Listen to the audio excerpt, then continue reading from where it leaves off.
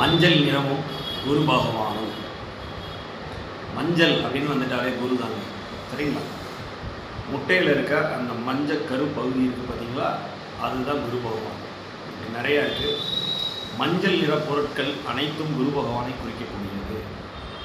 சரி, ஒரு ஜாதகத்தில் குரு அதிகப்படியான வலுவில் இருக்கார், ஆட்சி உச்சம் மூலத்திரிகோணம் அடைஞ்சு, இல்லை உங்கள் லக்னாதிபதி குருவோட சேர்ந்திருந்தாலோ, இல்லை உங்கள் லக்ன புள்ளி குருவோட நட்சத்திரத்தில் இருந்தாலோ, புனர்பூசம் விசாரம் பூரட்டாதி நட்சத்திரத்தில் உட்கார்ந்திருந்தாலோ, உங்களுக்கு மஞ்சள் நிறத்தில் மேல் ஒரு ஆர்வம் கட்டாயம் இருக்கும்.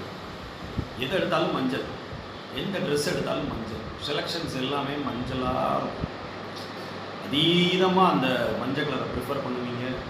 கொண்டக்கடலை அவரோட தானியம், அது ரொம்ப உங்களுக்கு பிடிக்கும். ஸோ இதெல்லாம் அந்த குரு வழிபாடு, இதெல்லாம்